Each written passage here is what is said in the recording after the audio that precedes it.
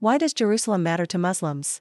To understand why, we must look at what happened in Jerusalem over the last 6,000 years.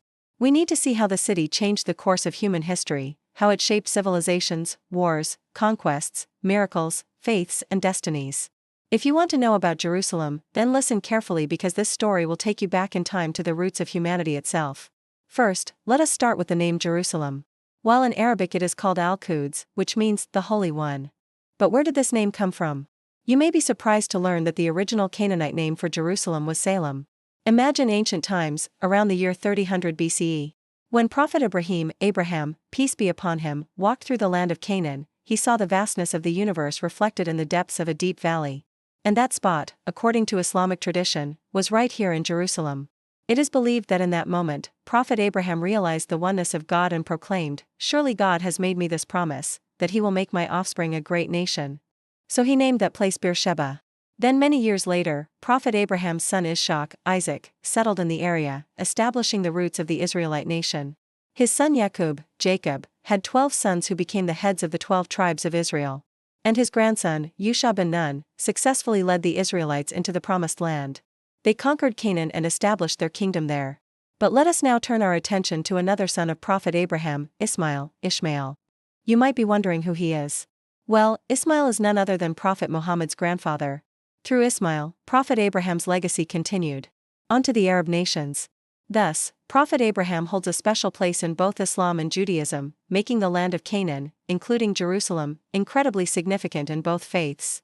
In fact, the Torah tells the story of how Amram, a descendant of Ismail, built a magnificent altar in Jerusalem, signifying the presence of God in this place. The Jews believe that Jerusalem was the central location for the covenant between God and Abraham, where Abraham's descendants were promised the land as an eternal possession. Even today, thousands of years later, Jewish people pray for Jerusalem's reunification under their sovereignty. After the Israelites, another civilization arose, the Kingdom of David, or the House of David, from which Prophet David, peace be upon him, and his son Solomon, peace be upon him, emerged. The Bible says that David captured Jerusalem and made it the capital of his kingdom. And Solomon built the first temple, also known as the first Beit al-Maqdis in the city.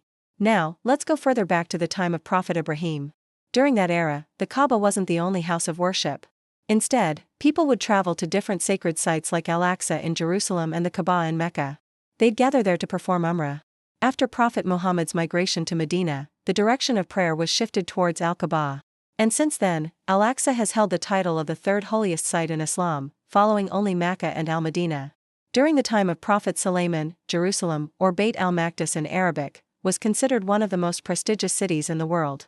People from different cultures and backgrounds came to Solomon's court, bringing with them their wisdom and knowledge. Famous figures like the Queen of Sheba visited Solomon, drawn by the city's grandeur and wisdom. One of the most remarkable aspects of Beit al-Maqdis during Solomon's reign was the famous Column of Mercy. According to Islamic tradition, whenever a righteous person passed by the column, they would experience a profound feeling of closeness with God. As centuries went by, Jerusalem became the focal point of several significant events in prophetic history. For example, the prophet Isa, also known as Jesus Christ, was crucified near Jerusalem. It is believed that he was buried in a garden just outside the city walls, although some believe he was actually laid to rest in a cave near Al-Aqsa Mosque. However, it was in Jerusalem where a series of miraculous events unfolded on the night of Al-Isra wal Mi'raj, which is considered the most important event in Islamic history. That night, Prophet Muhammad embarked on a remarkable journey in the company of Prophet Jibril, where he visited all the heavens and descended into hell. During this extraordinary journey, Prophet Muhammad met all the prophets of old, including Musa, Isa, and Ibrahim, peace be upon them, and was informed about various matters concerning the course of humanity. The culmination of this journey took place at Al-Aqsa Mosque. There the Prophet Muhammad led all the prophets in prayer and received his mission to spread the message of Islam. This event firmly established Al-Aqsa Mosque as the third holiest site in Islam after Mecca and Al-Madinah. And as we move forward in history, Jerusalem continues to hold immense significance. Let's explore what happened in Jerusalem throughout the ages. From the destruction of the temple to the emergence of new powers, each era left its mark on the city, shaping its character and destiny. For instance, in 587 BCE, the Babylonians conquered Jerusalem, destroying the first temple. Many Jews were taken captive to Babylon. However, after the Babylonian Empire's decline, the Persians allowed the Jews to return to Jerusalem and rebuild the city and the temple. This period saw the construction of the Second Temple, which became a symbol of hope and resilience for the Jewish people. But the story doesn't end there. The Maccabean revolt against the Seleucids in the 2nd century BCE led to the Hasmonean dynasty, an independent Jewish kingdom. This era marked a revival of Jewish culture and religion. And it was during this time that the fortress of Masada became a symbol of Jewish resistance against oppression. Fast forward to the 1st century CE when the Roman Empire gained control over Judea. The Jews revolted against Roman rule, but were ultimately defeated, leading to the destruction of the Second Temple in 70 CE.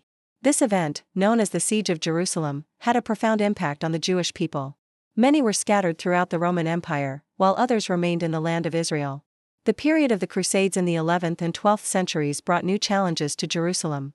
In 1099, the Crusaders seized Jerusalem and established Crusader states in the region. This era marked a significant change in the religious landscape of Jerusalem, introducing new cultural and political dynamics. In 1187, the Muslim leader Saladin recaptured Jerusalem from the Crusaders, marking a turning point in the Crusades. After the Muslim conquest, Jerusalem experienced a period of relative peace and stability. Muslim scholars, architects, and thinkers contributed to the city's intellectual and cultural development. Fast forward to the Ottoman Empire's rule in the 16th century. Jerusalem became part of their empire, entering a new phase of its history. During the Ottoman era, the city's religious and cultural diversity was celebrated, but it also faced periodic conflicts and external threats. The modern era began with the decline of the Ottoman Empire and the increasing influence of European powers. In the 19th century, Jerusalem became a pilgrimage site for Jews, Christians, and Muslims from around the world, drawn to its religious significance. In the 20th century, the situation in Palestine, including Jerusalem, changed dramatically with the establishment of the State of Israel in 1948. This event, known as the Nakba or the catastrophe, led to the displacement of hundreds of thousands of Palestinians, and the Arab-Israeli conflict continues to shape the region to this day. And now we come to the present. Jerusalem remains at the core of this conflict. It is a city divided, a city contested, a city yearned for, each group claiming a piece of its soul. So to answer the question, why does Jerusalem matter to Muslims? It is because it is the land of the prophets.